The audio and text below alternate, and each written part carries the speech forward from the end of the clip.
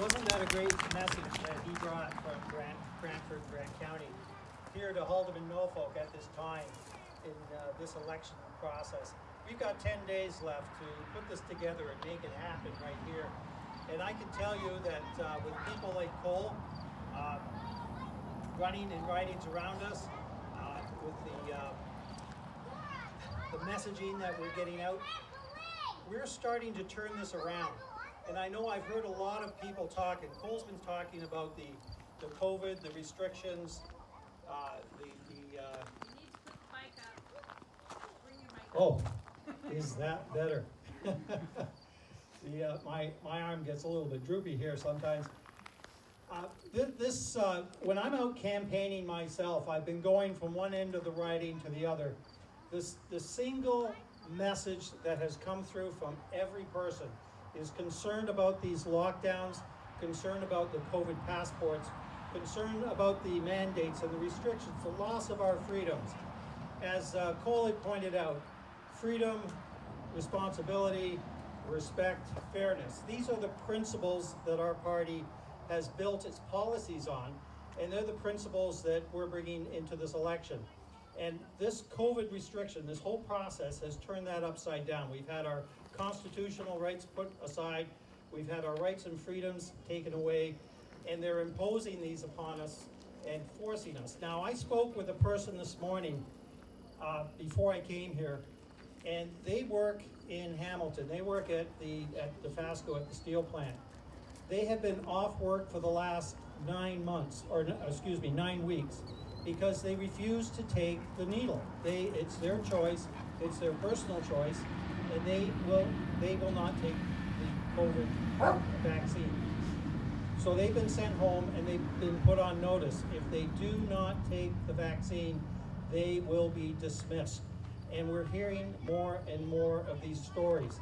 As this unfolds, we're watching the walls close in upon us.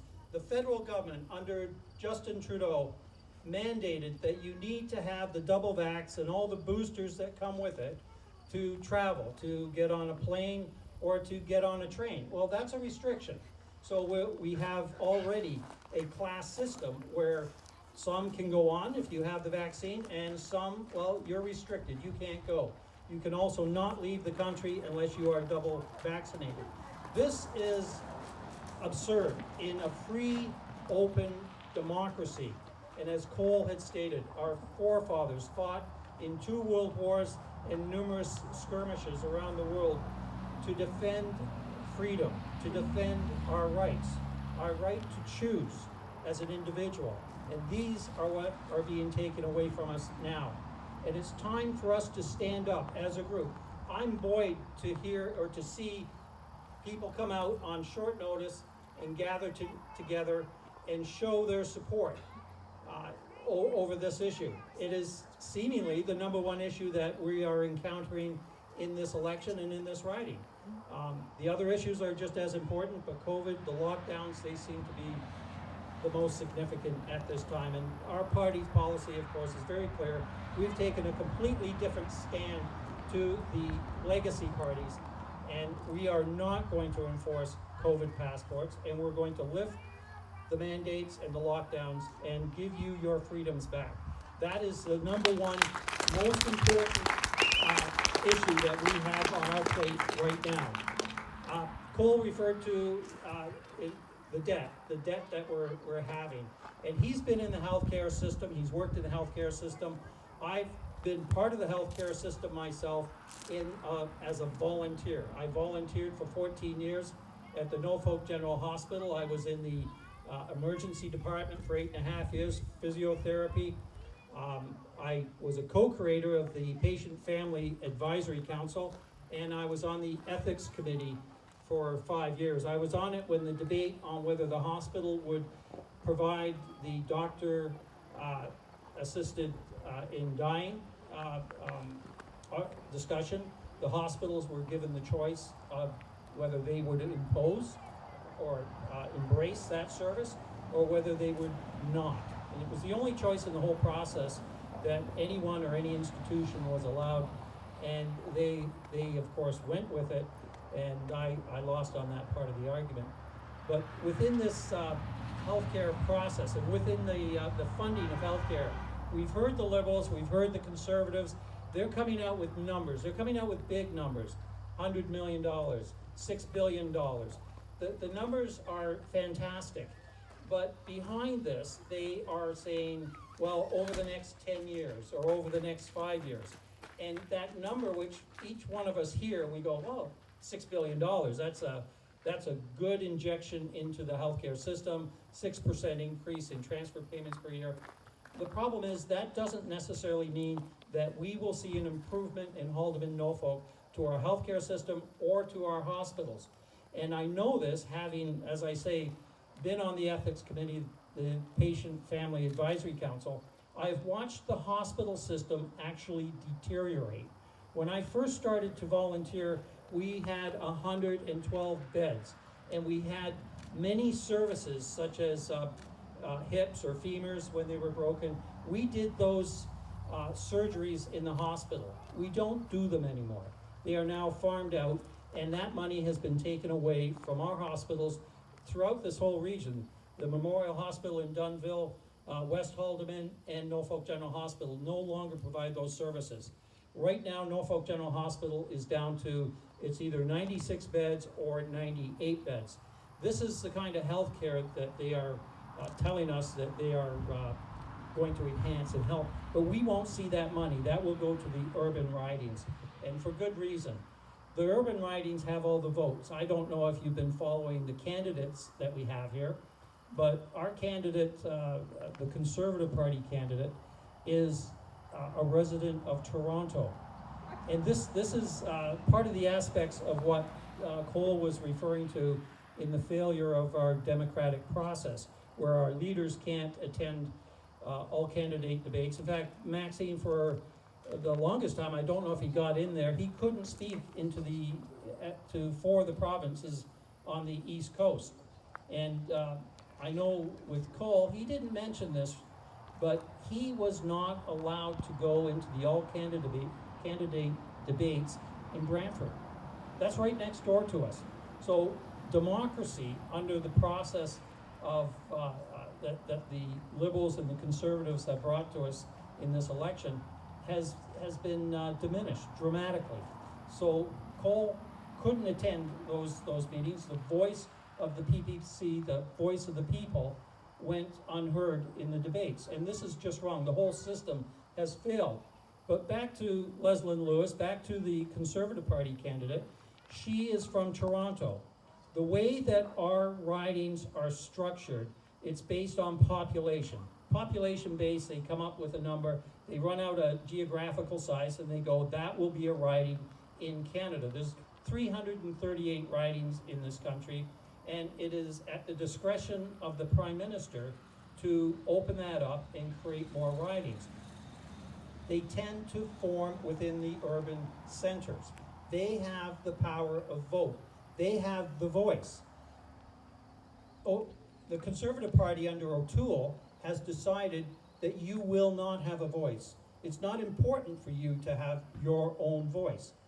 Just like you may not have your own voice on deciding whether you will or will not get this vaccination.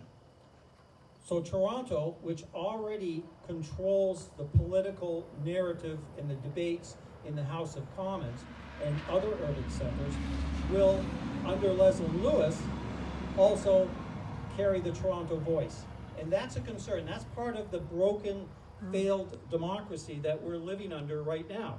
And we need democratic reform, and we need it badly. One of the issues that I'm bringing to Haldimand-Norfolk is democratic reform and the changing of how you structure your ridings. The rural ridings are huge. When I travel from one end of the riding to the other end of the riding, I can be on the road for 2 hours. I've been in Toronto when there's been a federal and a provincial election, and in some areas in the core of Toronto, you can walk 5 blocks. So if you're going to do the campaigning, you're going to do your signing, you're going to get your literature out, it's very easy for the urban ridings to do this. But for the rural ridings, we're at a great disadvantage. And then when we do elect our candidates into the House of Commons, we are a minority. The rural vote tries to come together as a rural caucus, but they don't have the authority that the urban ridings have. And therefore, that's why we don't get the things that we want, such as the healthcare, when they turn around and say, well, we're gonna give you $6 billion. We're not gonna get that money. Just like the provincial government funds to hundreds of millions of dollars to TTC, they will send that money to the hospitals in the urban centers. What they have turned our hospitals into is feeder hospitals. What we do when we get patients, if you go to the hospital and you have a traumatic incident, you need more care, you get shipped on. And that is the kind of health care that we're providing. Sometimes that is threatening on to your life, because now there's a delay. We stabilize and we ship off. What we need to do is we need to have a change in the democratic process. I know I could say, let's bring in more healthcare money here.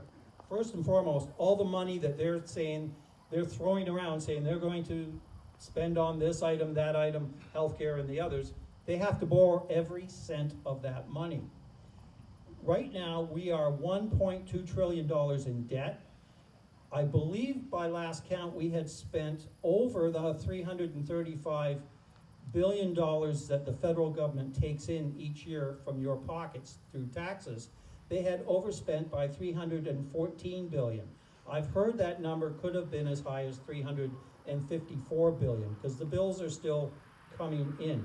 If you were to take that money, and if you're trying to relate to the idea of why is our healthcare system failing us, then look at the money that you're spending every year on interest payments, just like your mortgage payment at home.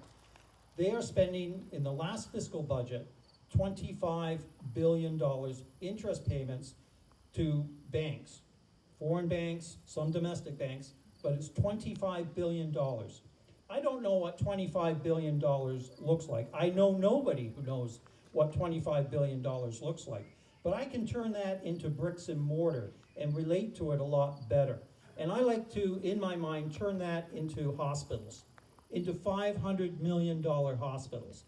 That's 50 $500 million hospitals, fully equipped, that could be built in this country every year forever with the debt that we have on healthcare. The provincial government, you could build, I believe it is 24 per year. That turns out to be 7 per month for the federal government and 2 for the provincial government.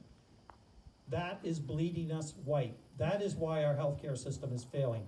Our debt is too large, we've spent too much money, we have to get it under control. If we are going to get healthcare that we deserve, we have to get the debt down, we have to get the spending down.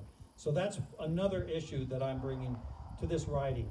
Also, the issue of suicide prevention.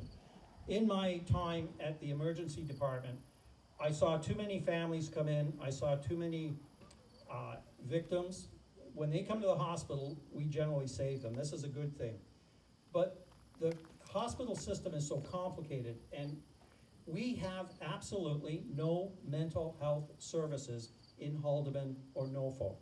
The follow-up for these people and these families is to go to Hamilton or to go to London and book in with a specialist, a psychiatrist or a specialist of some kind, and you will wait a year, year and a half before you get in to see them. This is a problem. We are underserviced and underfunded. And the last one that I'm bringing to this election is for the internet connections. We have locked down everyone. We have sent people home. You're going to work from home, and we don't have full services. So I'm hoping in this election that we can bring that forward and make that a priority for this area. So that's where we're at. We're watching our numbers grow. I don't know if you've noticed our signs going up. More and more people are now supporting us, and I'm feeling really good about this election. I think we're on the right track. We're on the right trajectory, and I think we're going to do well. So thank you for coming here. If you have any questions, I'm here for you, so please speak up.